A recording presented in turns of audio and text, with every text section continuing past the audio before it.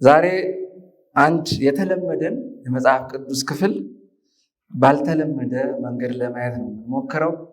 ተቻለን አቅም ባለኝ አቅም እንድናየው በጥልቀት እንድናስተውለው በጥልቀት እሞክራለሁኝ።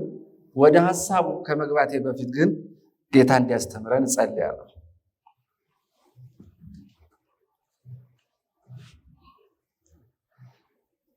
እግዚአብሔር አምላክ ሆይ እጅግ አድርጌ አመሰግንሃለሁ። የኃጢአተኞች ቁንጮ የሆኑትን እኔን ደካማውን ሰው በሕዝብ ፊት ቃልህ እንድከፍት ወግ ማዕረግ ስለሰጠኸኝ አመሰግንሃለሁ። አምላክና ጌታ ሆይ በፋንድያና ጌታ ሆይ በከንቱ ነገር ላይ ኃጢአት ጥሎ ረግጦን ሳለ አራግፈህ ቆሻሻችንን አቅፈህ ስመህ ልጅ ስላረከን ተመስገን። ከባርነት ወደ ልጅነት መጥተናልና ተሸጋግረናልና ክብር ላንተ ይሁን። ዛሬም ደግሞ በሕዝብ ፊት ቃልህን ይዤ ስቀርብ ሳለ እኔ መጠቀሚያ ማለፊያ ማስተላለፊያ እንደሆን፣ ዋናው ግን ያንተ መንፈስ ይህን ጉባኤ እንዲገዛው የቃልህን ሙላት እንዲያፈስበት እግዚአብሔር ሆይ በደከመ ነገር ውስጥ ብርቱ ነገር እንድታወጣ እጸልያለሁ። እዚህ ጌታዬ አምላኬ ሆይ ሰብአዊነት ስጋ በመንፈስህ መዶሻ ተቀጥቅጦ ዝቅ እንዲልና እንዲወድቅ መንፈስህ ገኖ ከብሮ እንዲያውደን ጌታ ሆይ መገኘትህ እስኪታወቀን ድረስ ልባችንን እንዲያጥለቀልቀው ጸልያለሁ። ከመስቀልህ ጀርባ ልደበቅ። የልቤ ቃል የልቤ ሐሳብ ያፌ ቃል በፊትህ ያማረ ይሁን። በፊታችን ቅደምልን። ስለ ሁሉ ተመስገን። በኢየሱስ አሜን።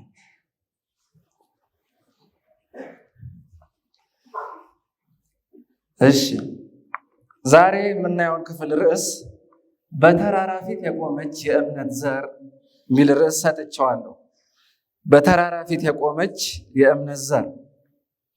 ዛሬ ልናይ የፈለኩትን የመጽሐፍ ቅዱስ ክፍል የታሪክ አጥኚዎች በ10-60 ዓመት ዓለም እንደተፈጸመ እንደተከናወነ ይናገራሉ። እንግዲህ ስናሰላው ወደ 3000 ዓመት ሆኖታል ማለት ነው። ይህን ታሪክ እኔም እዚህ ውስጥ ያለው ማንኛውም ሰው በእድሜ ትልቅ የሆነውም ሰው ከልጅነቱ ጀምሮ ሲማረው፣ ሲያስተምረው፣ ሲሰማው ያደገው ታሪክ ነው። በቤተ ክርስቲያን ያልኖረም ሰው እንኳ ያውቀዋል ይህን ታሪክ። አንደኛ ሳሙኤል 17 ላይ ያለውን የዳዊትንና የጎልያድን ታሪክ። በዚህ ታሪክ ውስጥ የተቀመጡ እንቁ የሆኑ መንፈሳዊ ምስጢራት አለው። ጊዜ ወስዶ ላጠናው፣ ላሰላሰለው፣ ሜዲቴት ላረገው ወንጭፍ ተወርውሮ ተመቶ ወደቀ ከሚለው ያለፈ እጅግ ጥልቅ የሆኑ መንፈሳዊ ሀሳቦች አሉት። ይህ ክፍል ከቀደመው ዘመን ላይ አንድ መርህን እየዘገነ አሁንም ላለንበት ዘመን መርህ የሚያስጨብጥ መርህ የሚሰጥ ረጅም እጅ ያለው ታሪክ እንደሆነ አምናለሁ። ክቡር ሰነድ ነው። የመንፈሳዊ ውጊያ ካርታን የምናይበት ክቡር ሰነድ ነው። አንደኛ ሳሙኤል 17 በትንቢት መንፈስ ጽሑፍ ላይ የሃይማኖት አባቶችና ነቢያት ገጽ ምዕራፍ 63 ላይ ዳዊትና ጎልያድ የሚል ርዕስ አለ። ሙሉ ምዕራፉን በአማርኛው 7 ገጽ ነው ያለው። እንድታነቡት ለእናንተ ጋብዛለሁ። ግን ጨምቄ የምዕራፉን ሐሳብ እንደሚከተለው አነባዋለሁ። የእስራኤል ሰራዊት በጎልያድ ፊት ሲርድ ሳለ እግዚአብሔር እርሱን ታምነው የተደገፉትን ልጆቹን ፈጽሞ እንደማይጥል የተረዳው ዳዊት በጽናት ጎልያድ ፊት ቆመ። የዳዊት ድል እግዚአብሔር መከታ ሆኖ በሚቆምበት ስፍራ ሁሉ ከእግዚአብሔር በላይ ገዝፎ የሚታይ ጠላት እንደሌለ ጥሩ ማሳያ ነው ይላል። እግዚአብሔር በሚቆምበት ቦታ ላይ ገዝፎ በልጦ የሚታይ ጠላት እንደሌለ በዚህ ታሪክ ውስጥ እናያለን። ወደ ታሪኩ ወደ ሐሳቤ ጠልቄ ስገባ ልብ እንድትሉ የምፈልገው ሐሳብ አለ። ዳዊት ወደዚያ ስፍራ የሄደው ስራዬ ብሎ አቅዶ አይደለም። ጎልያድን ሊመታ ሄደው ምግብ ለማድረስ በሄደበት እግረ መንገድ ነው ጎልያድን ጥሎ የመጣው ዳዊት። አሁን ሄጄ ተጋጥሜ እመጣለሁ ብሎ አይደለም። የእግዚአብሔር መንፈስ አብሮት ያለ ሰው በሄደበት ስራ ሁሉ ስራ ይሰጠዋል፣ ይመለመላል፣ ይታጫል። በጓዳ ታማኝ ስለሆነ በሄደበት ስፍራ ሁሉ እግዚአብሔር የሚሰጠው ዓላማና ሐሳብ ስራ አለ። ዳዊት እንደ ሰው ሲታይ ምግብ ተሸክሞ ምሳቃ ተሸክሞ የሚሄድ ሰው ይመስላል። ለእግዚአብሔር ግን የሚሰራው ስራ ነበር።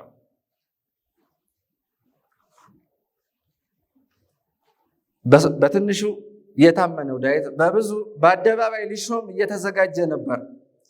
ወገኖች ሆይ ድልና ክብር በመንፈሳዊ ጉዟችን እግረ መንገድ ላይ የሚገኙ ናቸው እንጂ አሳደን የምናገኛቸው አይደሉም። ድልና ክብር እንደ ሳኦል ለሚያሳድዳቸው ሩቅ ናቸው። በመንፈሳዊ ሕይወት የሚገኝ ድልና ክብር ለጌታ ስትተጉ፣ ለዓላማው ስትተጉ ከጎን የሚጨመር ግብአት ነው፣ ሽልማት ነው እንጂ ዋና አይደለም። ዳዊት ላይ የምናየው ነው። አሳዶት አልሄድም። በታማኝነት ሲሄድ ግን ያን ክብር እየተቀዳጀው ነበር፣ ድሉን እየለበሰው ነበር ዳዊት። ወደ ሐሳባችን ዘልቀን ስንገባ ይሄን ነጥብ ያዙልኝ። መጽሐፍ ቅዱሳችን እንደ ዘመናዊ መጽሐፍ አይደለም። ዘመናዊ መጽሐፍ በጣም አካልን ያቀርባል፣ ተክለ ሰውነትን፣ የመልክ ውበትን፣ የአፍንጫ አሰታተርን፣ የአይን አገላለጥን፣ ቅዱን ሁሉ ያገናል፣ ያስቀምጣል። መጽሐፍ ቅዱስ ግን ብዙ ቦታ አታዩ። አካልን፣ ተክለ ሰውነትን አይናገርም፣ መልክን ብዙ ጊዜ አይናገርም፣ እንደው ለዓላማ ካልሆነ በስተቀር። በዚህ ቦታ ላይ ግን ጎልያድ በደንብ ነው የተነገረን ምን አይነት ሰው እንደሆነ ዓላማ ስላለው። አንደኛ ሳሙኤል ምዕራፍ 17 ከቁጥር 4 እስከ 7 ያለው 4 ቁጥሮች ሙሉ የሚያወሩት ስለ ጎልያድ ግዝፈት ነው የሚያወሩት።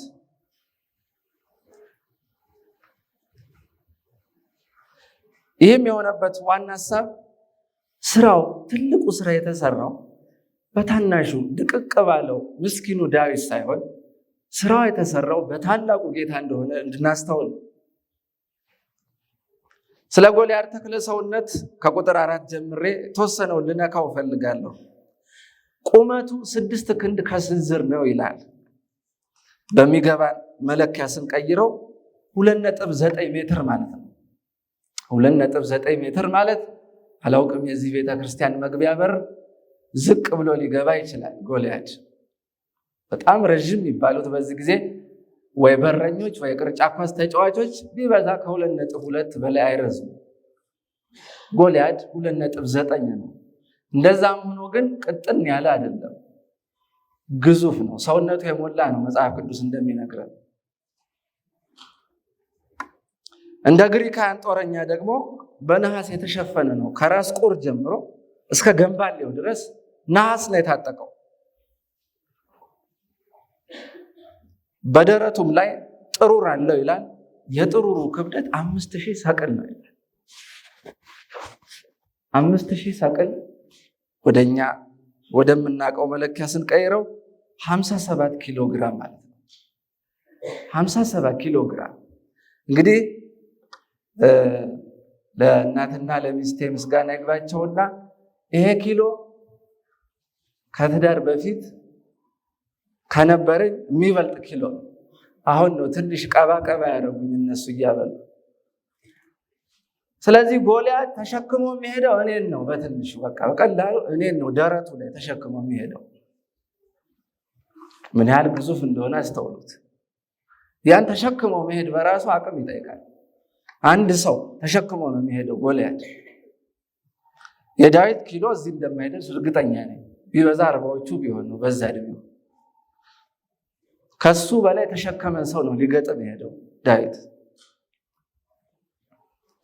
እግሮቼ ነሐስ ገንባሌ፣ ትከሻና ጭሬውም ላይ በትከሻውም ላይ ጭሬ ነበር የነሐስ። የጦሩም ክብደት 600 ሰቅል ነው ይላል። 7 ኪሎ ግራም ማለት ነው።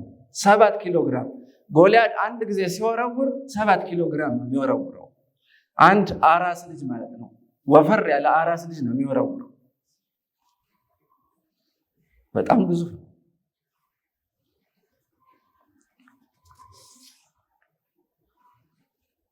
ይህን ሁሉ የምዘረዝረው ዳዊት በእምነት የገጠመው ሰው ምን አይነት ሰው እንደሆነ እንድናስተውል ነው። እንደ ዳዊት በመንፈስ ዓይን ሆኖ ላላየው ሰው ጎልያድ እንኳን በእውን በህልም እየመጣ የሚያስቃዥ ግዙፍ ሰው ነው። እንደ ዳዊት በመንፈስ ዓይን ላላየው ሰው ታዲያ ይህ ሰው 40 ቀን ሙሉ እየመጣ በጠዋት ዲቮሽን ይሰጣቸው ነበር ለእስራኤላውያን። 40 ቀን ይላል መጽሐፍ ቅዱስ። በጠዋት እየመጣ ዲቮሽን ይሰጣቸዋል። እኔን የሚገጥመኛል ወይ? ከእኔ ጋር የሚጋጠም እናንተ እስራኤላውያን አንድ ሰው የለም ከእናንተ መሃል እኔን የሚመታ እኔን የሚገጥም? የአምላክ ድምፅ ከህሊና ሲርቅ የችግሮቻችን ድምፅ እየጎላ ይሄዳል።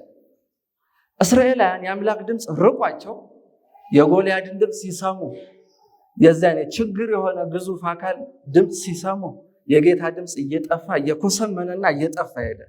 በሂደት ተስፋ አስቆራጭ ድምፆች እየጎሉ ሲሄዱ በልባችን ውስጥ አምላክ በልባችን ውስጥ እያነሰ ይሄዳል። እስራኤላውያን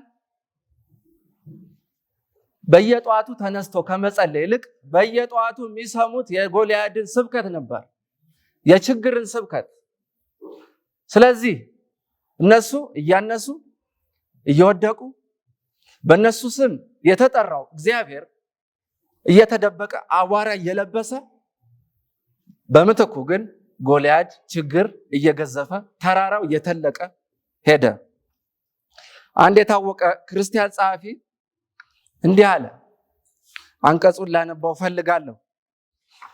በምድር ላይ 2 አይነት ሰዎች አሉ ይላል ይሄ ሰው። የመጀመሪያዎቹ ለእግዚአብሔር ፈቃድህ ትፈጸም ሚሉ ናቸው ይላል። ሁለተኞቹ ደግሞ እኔን ለመስማት እምቢ ብላችኋልና ፈቃዳችሁ ትፈጸም የሚላቸው እግዚአብሔር የሚላቸው ሰዎች ናቸው ይላል። ዳዊት ግን ይላል ሲቀጥል የቱን መምረጥ እንዳለበት አውቆ ነበር። በዓለም መነጽር ሲታይ ሞኝነት የመሰለው ነገር ግን እግዚአብሔር ኃይሉን እንዲገልጽ ያስቻለውን መንገድ ዳዊት መረጠ ይላል። የዳዊት ልማድ ይህ ነበር። በገዘፉ ነገሮች ላይ ፈቃድህ ትፈጸም ማለትን የሚያውቅ ነበር። ዳዊት የጎልያድን ስብከት የሚሰማበት ስፔስ የአእምሮ የህሊና ክፍተት አልነበረውም። አእምሮ የታጨቀው የተሞላው በእግዚአብሔር የተስፋ ቃልና እምነት ነበር። ስለዚህ የጎልያድን ድምፅ የሚያስገባበት የችግሩን የተራራውን የገዘፈውን የሚያስገባበት ቦታ አልነበረውም። ገብቶት ወደቀ። ዳዊት ልብ ላይ ይሄ ድምፅ ቦታ ሊያገኝ አልቻለም። የስጋን ድምፅ የሚሰማ ሰው የድል ነሺውን ጌታ ድምፅ መስማት አይችልምና በፍርሃት ተሸብቦ በጭንቀት ተከቦ ይኖራል። እግዚአብሔርም እንዲህ ይለዋል፣ እኔን ለመስማት እምቢ ብለሃልና ፈቃድህ ትፈጸም። ያስጨነቀህ ነገር ይወርስሃል፣ ያገዘፍከው ችግርህ ይውጣሃል።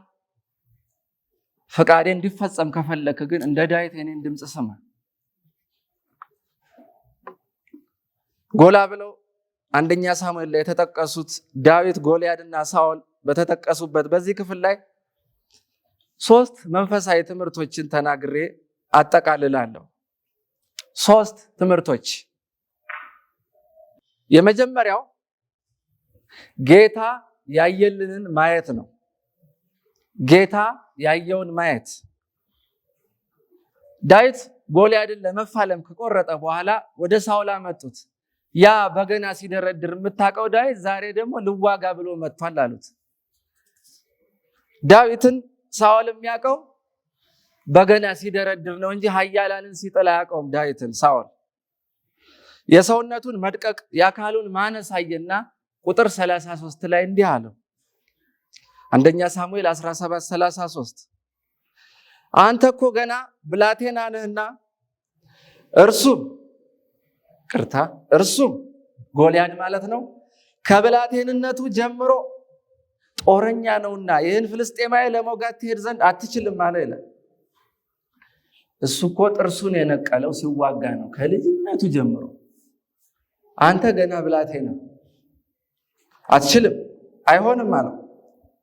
እግዚአብሔር ዳዊትን በሚያይበት አይን ሳኦል ማየት አልቻለም። ዳዊትን ሳኦል የሚያየው በስጋ መነጽር ስለሆነ ዳዊት ውስጥ ያለው እምቅ ኃይል የመንፈስ አቅም አልታየው። እግዚአብሔር ግን ዳዊትን ሲያየው የሚታየው ድቅቅ ያለ ትንሽ ብላቴና ሳይሆን ጎልያድን መጣል የሚችል ዳዊትን ያያል እግዚአብሔር። ዳዊትም እግዚአብሔር እንዴት እሱን እንደሚያየው ያውቃል። ዳዊትና እግዚአብሔር ይተዋወቃሉ። እግዚአብሔር እንደሚያየው ራሱን ማየት የቻለ ሰው ዓላማውን ያወቀ ሰው ነው። እግዚአብሔር እንደሚያያችሁ ራሳችሁን ማየት መቻል ማለት የክርስትና ትልቁ ግብ ነው። ዳዊት እግዚአብሔር እሱን እንዴት እንደሚያየው አውቆ ነበር፣ ተረድቶ ነበር። ስለዚህ አልፈራም፣ አላፈረም ጎልያድ ፊት ለመቆም። የከፍተኛ ትምህርት ለመማር ክፍለ ሀገር በሄድኩበት ጊዜ አንድ አገልጋይ ተዋውቄ ነበር። ይህ አገልጋይ በሳል ሰው እንደሆነ ስለተረዳው ምክር እንዲመክር የጠየቁት። እንደው መመከር ጥሩ ነው፣ እስቲ እንደው ምከረኝ፣ የፈለከው ምክር ምከረኝ አልኩት። ይህ ምክር ትልቅ ስለነበር ልቤ ላይ አተምየዋለሁ። ከዚህ ሐሳብ ጋር ስለሚሄድ ላነሳው ወዳለሁ። በምድር ላይ 3 አይነት አይኖች አሉ አለ። በምድር ላይ 3 አይነት አይኖች አሉ። የመጀመሪያው አይን የራስህ አይን ነው፣ አንተ ራስህን የምታይበት። ሁለተኛው አይን የቤተሰብህና የዘመድ አዝማድህ አይን ነው፣ እነሱ አንተን የሚያዩበት። ሶስተኛው የእግዚአብሔር አይን ነው፣ እግዚአብሔር አንተን የሚያዩበት። እኔ አለኝ እኔ ስለ ራሴ የማየውንና ቤተሰቦቼ ስለ እኔ የሚያዩትን ለመኖር ስጣጣርና ስለፋ 10 ዓመት አባከንኳል። እግዚአብሔር ስለ እኔ የሚያየውን ማየት ስጀምር ነው ህይወቴ ተለወጠዋል። እስከዛ ድረስ ብኩን ባዛኝ ሆኜ ነበራል። 10 ዓመት እንዲሆን ያለቀ ቆርጬ ባወጣው ከህይወቴ መዝገብ ላይ ያለ 10 ዓመት ወድ ነበራል። ሰው ያየልኝን ለመሆን አንተ እኮ እዚህ ደረጃ ነው መድረስ ያለብህ እባላለሁ አለ። ከትንሽነቴ ጀምሬ በትምህርቱ በጣም ጎበዝ ሰው ስለነበረ ያንን ለመድረስ ስታገል፣ እግዚአብሔር ግን ያየው ያንን አልነበረም። ዳዊት እግዚአብሔር ስለሱ ያየውን ያየ ሰው ነበር። ለዚህ ነው ጌታ እንደ ልቤ ያለው። እንደ ልቡ ኖሮለታል፣ ያየለትን ኖሯልና ዳዊት ጌታ እንደ ልቤ ሲለው አላፈረም። ወገኖቼ በዚህ ጉባኤ ያላችሁ ማን ያየውን ነው የምትኖሩት? ራሳችሁ የምታዩትን ዝም ብሎ ወይስ ቤተሰብ ዘመድ አዝማድ የሚሰጠውን? ከጌታ ከተቀበሉ ጥሩ መልካም በጎ፣ ከጌታ ካልሆነ ግን ልፋት ብክነት ድካም ነው። ጌታ ያየለትን የሚያይ ሰው ጎልያድን መጣል ይችላል። ጌዲዮን ከፍርሃቱ የተነሳ ንፋስ በሌለበት ሊያበራይ ሊወቃ ገባ ይላል የወይን መጭመቂያ ውስጥ። እንግዲህ በገጠር ባላድግም ግን ንፋስ ባለበት ቦታ ላይ ነው እህል የሚወቃ።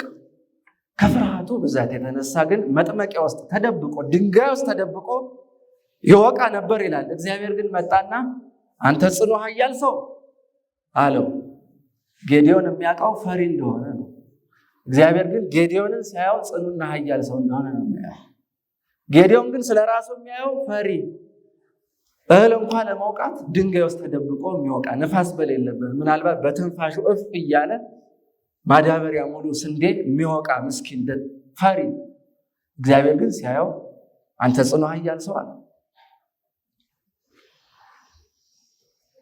ወንድሞቼ እና እህቶቼ በቃሉ ላይ ተመስርቼ ዛሬ እንዲህ እላለሁ፣ ጌታ እናንተን የሚያየው እናንተ ከምታዩት ይለያል። እንደ ጌዲዮን የሆነ ጥግ ላይ ተወትፈሽ ያለሽ ካለ ጌታ እንዲህ ይላል፣ አንተ ጽኑ ኃያል ሰው፣ በአንተ የምሰራው ስራ አለኝ፣ በአንተ የምፈጽመው ዓላማ አለኝ። ሰው ያለ ዓላማ አልተፈጠረም። ሰው ያለ ግብ እግዚአብሔር አላመጣውም። የውጊያ ሜዳችን ቢለያይም ሁላችንም ገጥመን የምንጥለው ጎልያድ አለብን። ሁላችንም ሜዳው ይለያይ ይሆናል የምንዋጋበት። በሕይወታችን አሉ እንዳናገለግል የሚያደርጉ ጎልያዶች።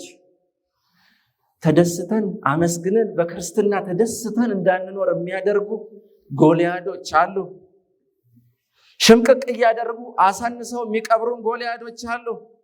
በነጋ በመሸ ቁጥር በወቀሳ የሚደበድቡን የህሊና ጎልያዶች አሉብን። ሁሉም ሰው የሚዋጋው ጎልያድ አለው።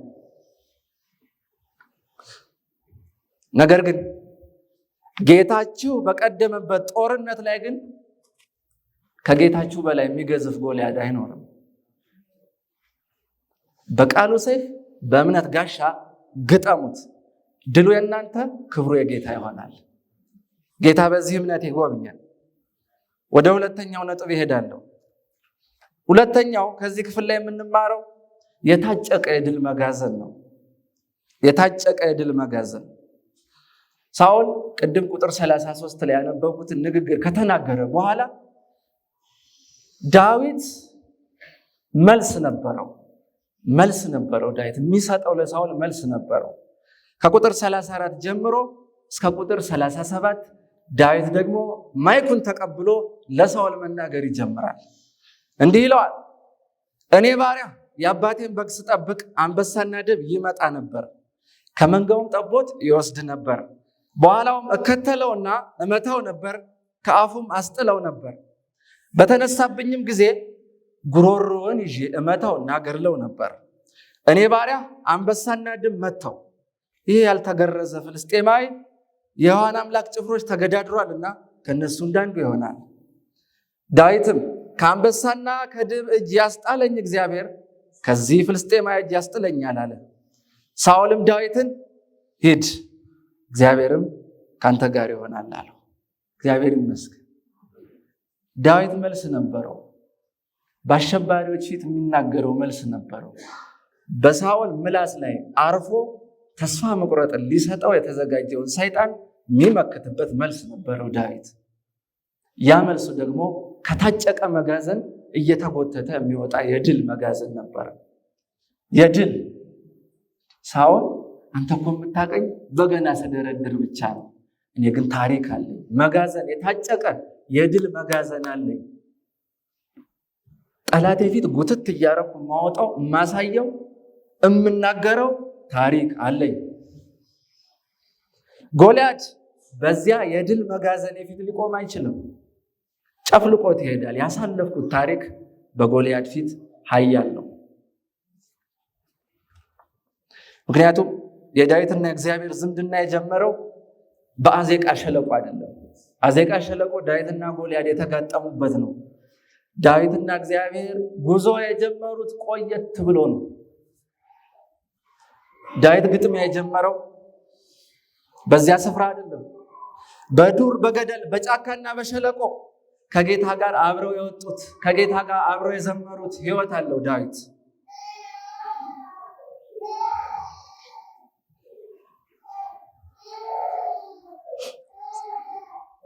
ጸንቶ መቆም፣ ክፉንም ድል መንሳት በአንድ አዳር የሚወርድ መና አይደለም። መንፈሳዊ ድል የየቀን ጉዞ ነው። የየቀን እርምጃ ፍሬ ነው። የታጨቀ የድል መጋዘን የሌለው ሰው በሚያጋሳው በሚያጓራው አንበሳ ፊት መቆም አይችልም። በውዳሴ መጽሐፋችን ላይ ባርኮትህን ቁጠር የሚል መጽሐፍ አለ። ቁጥር 19 ላይ በሌላ ቋንቋ ከድል መጋዘንህ በረከትህን አስብና ሰይጣን ፊት አስቀምጠው ማለት ነው። ብርግግ እንዲል እንዲደነግጥ። ወገኖች የደረጀ የድል መጋዘን የሚገኘው በሳምንት አንድ ጊዜ በሚኖር ክርስትና አይደለም። የታጨቀ የድል መጋዘን የበረከት መጋዘን የሚኖረው ሰው በየቀኑ ከጌታ ጋር ሲኖር ነው። በዚህ ዘመን ሰይጣን 6 ቀን እየተጠቀመ 7ኛውን ቀን ግን ለጌታ የሚያወሰን ሰዎች አለን። 6 ቀን ተጠቅሞብን 7ኛውን ቀን ብድር ይሰጠዋል እግዚአብሔር። ልክ ሰንበት እንደገባ ማታ ላይ ይረከብሃል፣ ያውቃል ማን እንደሆንክ። 6ቱ ቀን ትሰራለህ፣ 7ኛው ቀን ብድር ትመጣለህ። 6 ቁጥር ቃል ይሰራብሃል፣ 7ኛው ቀን ብድር ትሰጣለህ ለእግዚአብሔር። የድል መጋዘን በሱ ሕይወት አይገኝም። ቅዳሜ ቅዳሜ በማገልገል ቅዳሜ ቅዳሜ በመስበክ በማስተማር በመዘመር አይመጣም። የተጠቀጠቀ የታጨቀ የተነቀነቀ የድል ሕይወት የሚኖረው በየቀኑ ሲኖር ነው ክርስትና። ሰው 50-60 ዓመት እስኪሞላው ድረስ ደግሞ መጠበቅ የለበትም። ዳዊት ገና የ10ዎቹ ዕድሜ ልጅ ሆኖ የድል መጋዘኑ ሞልቷል። ብዙ ዘመን አይደለም ለድል መጋዘን መሙላት ምክንያትም የሆነው በትንሽም ዕድሜ ሰው ከጌታ ጋር ተጣብቆ ከኖር የድል መጋዘኑ ይሞላል። ከአምላክ ጋር በሚኖር ስር የሰደደ ግንኙነት ዛሬ ላይ የሚመጣን ክፉ መመከት፣ ጎልያድን መጣል ይቻላል። በቅርብ ጊዜ ከዚህ ዓለም ድካም ያረፉት እትዬ ያዩሽ ወርቅ አንድ የሚናገሯት አረፍተ ነገር ከአይምሮ ያጠፋል። ጸሎት የቦካው ነው ይሉ ነበር። ጸሎት የቦካው ነው። እየቆየው ስመጣ ነው ቅኔው እየተገለጠልኝ የመጣው። አንድ እንጀራ ሰው ለመጋገር ከፈለገ ዛሬ አይደለም ማብካት የሚጀምረው፣ ቀድሞ ነው የሚቦካው። ዛሬ ለሚጋገር እንጀራ ቀደም ተብሎ ነው የሚቦካው። ጸሎት የቦካው ነው ማለት ጸሎት ድንገት በአንድ ቀን መጥቶ ተአምር አይሰራም። በሕይወታችን ላይ መቆየት አለበት፣ እየታሸ ከጌታ ጋር በትግል በመንፈሳዊ ጉልበት። ከዚያ በኋላ እንደ ጎልያድ አይነት መከራ ሲመጣ ተወቅቶ የተዘጋጀ አለ። እሱን መጋገር ነው ሰይጣን በቃ። ዳዊት መዝሙር 23 ላይ በፊቴ ገበታን አዘጋጀህልኝ ሲል ቀድሞ ያቦካው ስላለ ነው። እግዚአብሔር በሰዓቱ በሚያስፈልግ ጊዜ ገበታ ይሰጠዋል። ቀድሞ ዳዊት ከጌታው ጋር ያዘጋጀው ያቦካው ሕይወት አለው። ለዚህ ምሳሌ አንድ ሰው ልጥቀስ፣ ዮሴፍን። ዮሴፍ መጸለይ የጀመረው የጶጢፋር ሚስት ያየቀን አይደለም። የጶጢፋር ሚስት ስትመጣ ጌታ ሆይ አመጣጡ አልተመቸኝም፣ ሰበርሰካ እያለች እየመጣች ነው፣ እግሯን ስብር አድርጎ ብሎ መጸለይ የጀመረው ሲያያት ቀን አይደለም። ዮሴፍ ቀደም ብሎ የታጨቀ የተቦካ ሕይወት ስላለው ቀደም ብሎ ያልተደራጀ መጋዘን ሰይጣን ፊት ይበታል። ዮሴፍን እንደ ተራ ሰው ነቅሎ መጣል ያልቻለው ሰይጣን ስር የሰደደ ስለሆነ ዮሴፍ ስር ሰዷል። ከጀርባው ብዙ ጋሻም ይሆን የድል መጋዘን አለው ዮሴፍ። ዝም ብሎ ሰይጣን እፍ አድርጎ የሚነቅለው ሰው አልነበረም። ዮሴፍ ስር ሰዷል። ዳዊትም እንደዛው ነበር፣ ስር ሰዷል። ወገኖቼ ስር ሰደናል ወይ? ሕይወታችሁን ዞር ብላችሁ የምታዩት ሰይጣን ሲያጓራ አለኝ ጌታ ያሻገረኝ ሕይወት የምትሉት አለ? ሕይወት አለ ወይ? የድል መጋዘን አለ የተደራጀ? ወይስ ችግር በመጣ ቁጥር ሁልጊዜ አዲስ ነን? አካውንት የድል አካውንት ከዛሬ በፊት የከፈታችሁ አብዙት፣ አደራጁት፣ ብዙ መንፈሳዊ ብር ክተቱበት፣ አከማቹት። ያልከፈታችሁ ካላችሁ አዲስ አካውንት ዛሬ ክፈቱ። በዚያ ውስጥም ባርኮታችሁን ክተቱበት። ጌታ ከአናብስት ከድብ ከተኩላ ያሻገራችሁን ሰንዱት፣ አስቀምጡት። ክፉ ጎልያድ ሲመጣ ጎተት እያደረጋችሁ ፊቱ ላይ ነስንሱት። በዚያ ፊት መቆም አይችልም፣ ሊነቅላችሁ አይችልም። ለምን? ስር ትሰዳላችሁ። ወደ መጨረሻውና ሶስተኛው ነጥብ ሲሄድ አንድ ወዳጄ በቅርቡ የነገረኝን እውነተኛ ይመስለኛል ታሪክ ተናግሬ ወደ መጨረሻው ነጥብ እሄዳለሁ። አንዲት ሰራተኛ አገልጋይ ከክፍለ ሀገር ትመጣለች። አዲስ ናት ለከተማ። ከዚያ በኋላ እንድትሰራ አንዲት በእድሜ ተለቅ ያሉ ሴትዮ ቤት፣ ብቻቸውን የሚኖሩ ሴት ቤት ትቀጠራለች።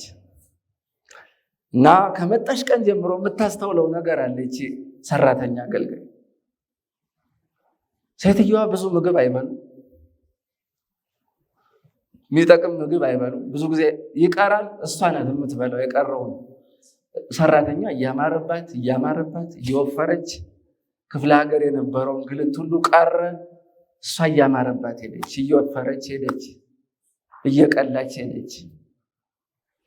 ሴትዮዋ ግን ሁልጊዜ ጠዋት ተነስተው በጣም መስታወት ላይ ጊዜ ሲፈጁ ታያለች። ቅንድቡን ያስተካክሉታል፣ ፊታቸውን ያጠራሉ፣ ያስተካክላሉ። ለብዙ ቀናት ታስተውላቸዋለች። ከዛ አንድ ቀን የነፍሷን እንደምንም ብላ እንዲህ አለቻቸው፣ እትዬ መልክ እኮ የሚመጣው ብዙ በመኳኳል አይደለም፣ ከውስጥ ቲተፋ ነው አለቻቸው። ምን ማለቷ ነው? ካልበሉ እኮ አይመጣም ነው። ከውስጥ ካልተፋ ምግብ ወደ ላይ መልክ አይሆንም፣ ቢበሉ ይሻሎታል እያለቻቸው። ወገኖቼ ሆይ የተኳኳለ ክርስትና የትም አያደርስ። ከውስጥ የሚተፋ ድል ያስፈልጋል። ከውስጥ የሚመነጭ መንፈሳዊ ፊት ላይ የሚያንጸባርቅ የድል ወዝ ያስፈልጋል። ከውስጥ የሚመነጭ ጥግንግንግን ያለ ክርስትና ብዙ አያስኬድም። ሁሌ የምጸልየው ይህንን ነው። ጥግንግንግን ያለ ባለስልጣን ሲመጣ እንደሚደረገው ብሮ ሸባ የሆነ ቅብትብትብት የሆነ ክርስትና የትም አያደርስ። ከውስጥ የሚተፋ ከውስጥ ወደ ላይ የመጣ የሚያንጸባርቅ ክፉን የሚመልስ የሚያንጸባርቅ የድል ወዝ ያስፈልገናል። እንደ ዳዊት ጌታ ይህን ይስጣል። የመጨረሻውና ሶስተኛው ጊዜ አልወስድበትም። የመጨረሻውና ሶስተኛው የሰው ወርቅ አያደምቅ ይላል። የሰው ወርቅ አያደምቅ። የዳዊት ጎልያድን መቅጠም ከተረጋገጠ በኋላ አንድ ሀሳብ መጣ። ሳኦል ያመጣው ሀሳብ ነው። እሱ ምንድነው? አንተ ሳይ ምንም ልብስህ ለጦርነት የሚሆን አይደለም፣ ስለዚህ የኔን ልብስ ልበስ ብሎ አመጣ። ቁጥር 38 እና 39 ላይ ሳኦልም ዳዊትን የገዛ ራሱን ልብስ አለበሰው ይላል። በራሱም ላይ የናስ ቁር ደፋለት፣ ጥሩርም አለበሰው። ዳዊትም ሰይፉን በልብሱ ላይ ታጠቀ ይላል። እንግዲህ ሳኦል የራሱን ጥሩር ቁሩን ጭሬውን ሁሉ አስለበሰው፣ ሰይፉን አስጣጠቀው። ዳዊት የሚመልሰው ነገር ምንድን ነው? ዳዊትም ሳኦልን አልፈተንኩትምና እንዲህ ብዬ መሄድ አልችልም አለው። ዳዊትም አወለቀው ይላል። ዳዊት ምን አለ? አልፈተንኩትም። እኔ ከዚህ በፊት እንዳንተ አይነት የጦር ትጥቅ ለብሼ አላቅም፣ አልፈተንኩትም። ስለዚህ ጥሩርህ ይቅርብኝ፣ ቁርህንም ውሰድ፣ ሰይፍህንም እንካ። እኔ ራሴ አለች የለመድኩባት የምዋጋባት። ያንተ ወርቅ አያደምቀኝም፣ በቃ አይሆንም። ያንተ ወርቅ የራሴ የለመድኳት አለች። በልኩ ስላልተሰፋ ለዳዊት አልደለውም፣ አልሆነውም ልብሱ። ስለዚህ የለመዳትን መሳሪያ ከወንዝ ዳር ለቀም አድርጎ ጎልያድን ሊገጥም ተመመ። ወደፊት ጎልያድ ዳዊት በለመዳት መሳሪያ የለመዳት አለ። ከጌታው ጋር ሁሉ የሚዋጋባት መሳሪያ ነበረችው። ጳውሎስ በኤፌሶን 6 ላይ ከቁጥር 12 ጀምሮ እኛም የምንዋጋው የመንፈስ ውጊያ ነው ይላል። ከደምና ከስጋ ጋር አይደለም ይላል። ከማይታየው ከጨለማው አሰራር ጋር ነው ይላል። ስለዚህ 6 መንፈሳዊ የጦር ትጥቆችን ልበሱ ይላል። የመዳንን ራስ ቁር፣ የጽድቅን ጥሩር፣ የወንጌልን ጫማ፣ የእውነትን ቀበቶ፣ የቃሉን ሰይፍ፣ የእምነትን ጋሻ፣ እነዚህ 6ቱን ልበሱ ይላል። እነዚህ የጦር ዕቃዎች በጅምላ የሚታደሉ አይደለም። በጅምላ አይሰጥም። እንደ ቤተ ክርስቲያን አይዘንቡም። ሁሉም በራሱ ልክ የሚሆነው በሳይዙ ነው መልበስ ያለበት። እነዚህን የእምነት የጦር ዕቃዎች ሁሉም ሰው በራሱ በልኩ የተሰፋና የተዘጋጀ መንፈሳዊ የጦር ዕቃ ትጥቅ ያስፈልገዋል። የአባት ለልጅ የእናት ለልጅ የወንጌላዊው ለምዕመኑ አይገጥምም። ሁሉም ሰው የራሱ መንፈሳዊ ትጥቅ ያስፈልገዋል።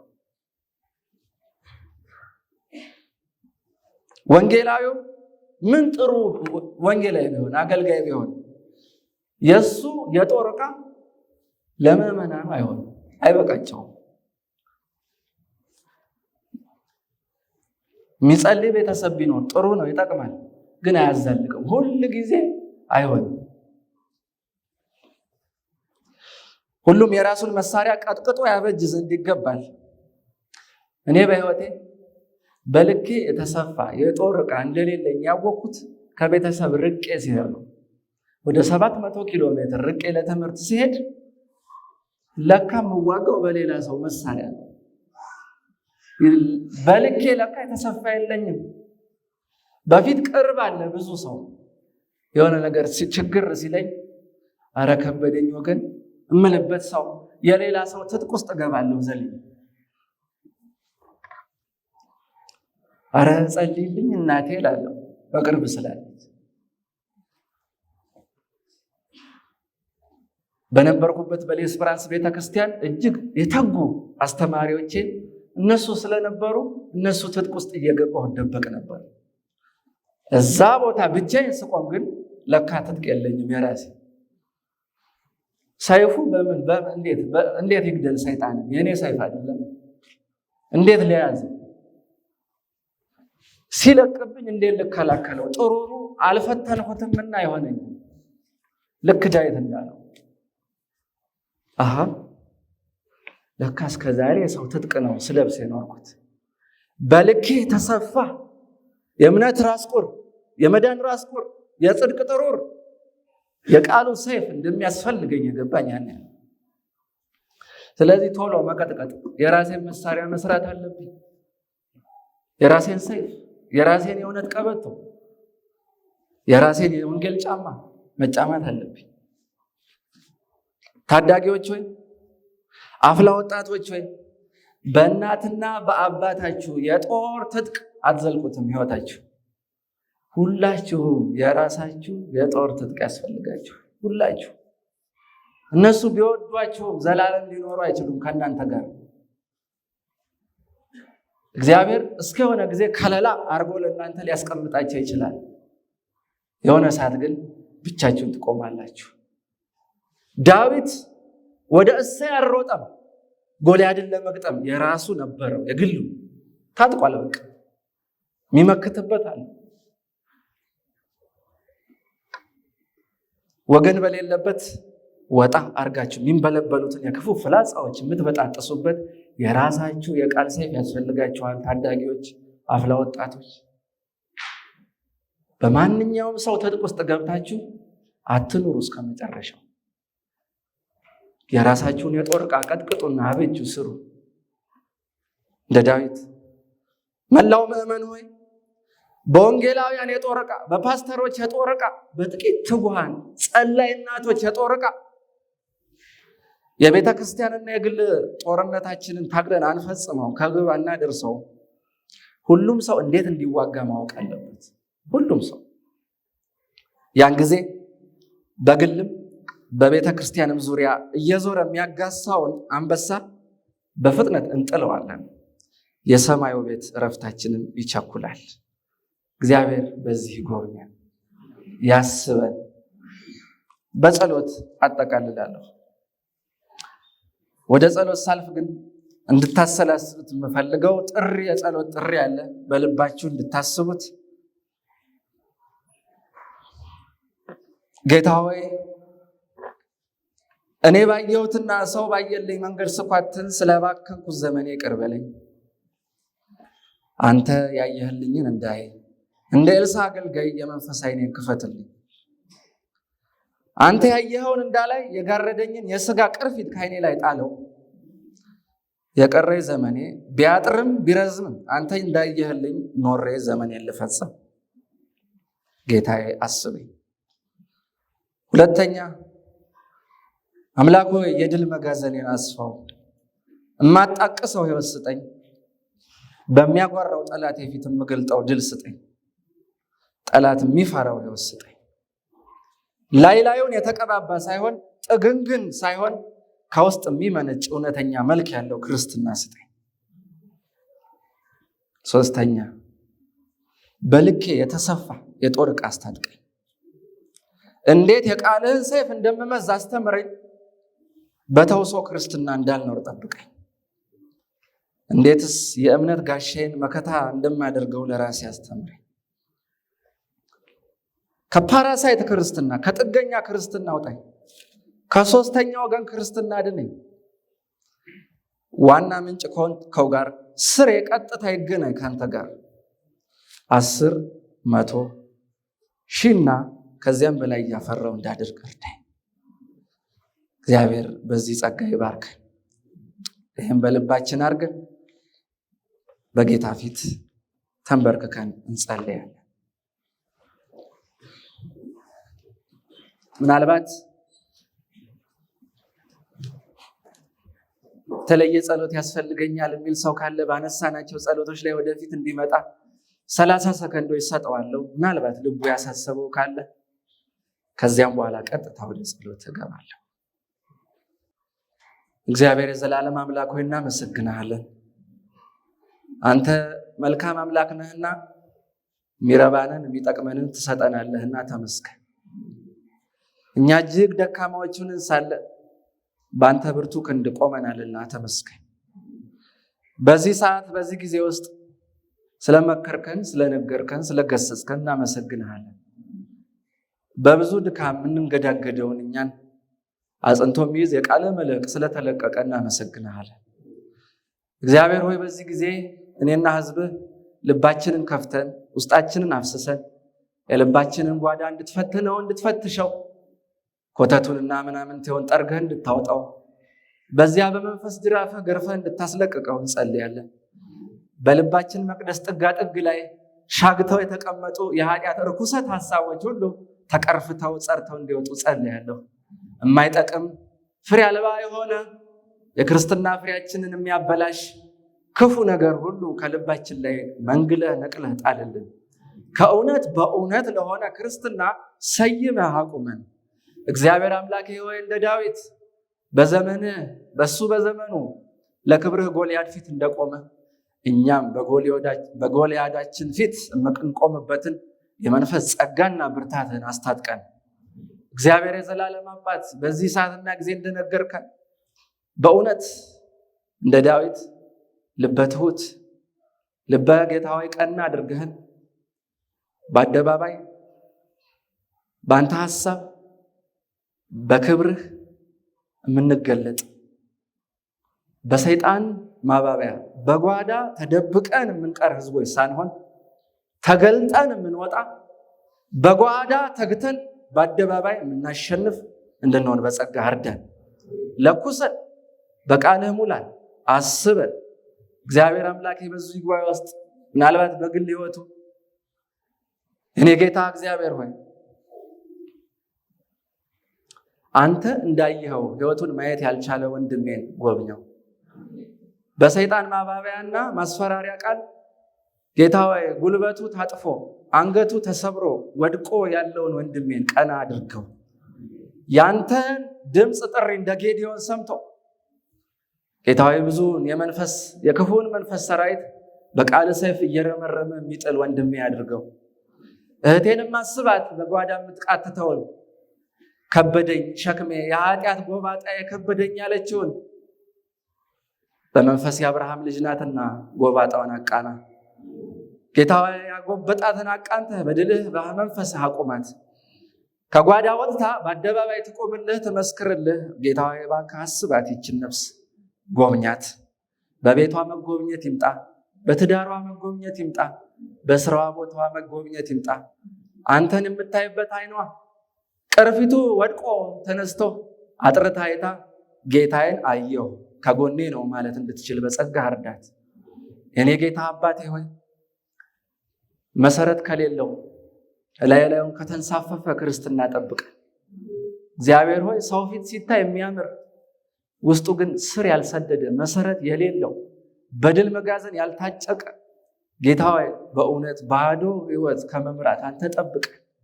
ከሁሉ በላይ እኔን አስበኝ። እዚህ ቦታ ያወራሁትን ማውራትና መኖር አንድ አይደለምና እባክህ ጌታ ሆይ እኔንም ህዝቤንም በዚህ ጸጋ እንድትጎበኝ፣ ጀርባችን እንዲጠራ፣ 6 ቀናችን እንዲጠራ ጌታ ሆይ እያንዳንዱ ቀናችን ለመንፈስ የተሰጠ እንዲሆን እማጸንሃለሁ። ያን ጊዜ ኃይላችን ብርቱ፣ የመንፈስ ብርታታችንም ደግሞ የተሟላ ይሆናልና ጎራርዶ ሸራርፎ ቆራርሶ የበተንን ክፉ ከኛ ርቀህ ሙሉ ሰው አድርገህ አቁመን። የዚህ ህይወት በሚል የተሸነሸነውን አንድ አድርገህ ገጣጥመህ ሙሉ ክርስቲያን አድርገህ እውነተኛ የሆነ የበረታ በጸሎት በጓዳ የጠነከረ የቦካ በአስፈላጊ ጊዜ ሁሉ እያወጣን በክፉ ፊት የምንጋግረው የጽድቅ ገበታ ያለን ሰዎች አድርገህ በጸጋህ እርዳን። የኔ ጌታ አምላኬ ሆይ በዚህ ቦታ ላይ ወጣቶች አሉ፣ አፍላ ወጣቶች፣ ታዳጊዎች አሉ፣ ጎልማሶች አሉ። ለነሱ ሁሉ የጦር ዕቃ አስታጥቃቸው። ለየግላችን የሚሰነዘር ክፉ ሰራዊት፣ ክፉ ጦርነት አለብንና ጌታ ሆይ በዚህ ዙሪያ ግን አንቀላፍተን ልብ ሳንለው መንፈስ ቤታችን ተዘርፎ ወናና ባዶ ቀርተን ያለንበትን ህይወታችንን አስበው ጎብኘውና በጦር ዕቃ አስታጥቀን የመንፈስ ደጃችን ላይ ቆሞ የሚያደባው ክፉ በቃል ሰይፍ ቆርጠን እንድንጠል እርዳን። ቅድስናችንን ሊጥል ሙሉነታችንን ሊያገድፍ ሐሳብህን ከኛ ሊነጥቅ ያሰፈሰፈውን ክፉ የምንመክትበት የራሳችን ትጥቅ እንድታስታጥቀን እጸልያለሁ። የተውሶ ክርስትና ከኛ እንዲነሳ በእውነት ከእውነት የሆነ ከልብ ከውስጥ የሚመነጭ በቃል የላመ በመንፈስ ጨጓራ የላመ እውነተኛ የሆነ ቃልህ ሙላትና አስተውሎት ለኛ እንዲሰጠን ለኛ እንዲኖረን እለምንሃለሁ። ትንታጋር ግን የእውነትህን ጋሻ የምንይዝ ጌታ ሆይ እውነተኛ ኃይለኛ ክርስቲያኖች፣ ክፉ በእኛ ፊት የማይቆምም እውነተኛ ታጠቅን ክርስቲያኖች አድርገን። ጸሎት ልመናችንን ስለሰማ ተመስገን። ከጉልበታችን ስንነሳ ሸክም ጉድለታችን ተራግፎ እንነሳ። የጎደለው እኛነታችን በመንፈስ ተሟልቶ ተጠግኖ የተቀደደው ተሰፍቶ የተሰበረው ተቃንቶ የታጠፈው ተቃንቶ ተስተካክሎ ጌታ በፊት ሆነን ከዚህ በኋላ ያለውን እርምጃችንን ከአንተ ጋር እያጠበጠብን በእምነት እንድንመራው አንተ አግዘን። ስለ ሁሉ ተመስገን። በጌታ በኢየሱስ ክርስቶስ ስም አሜን።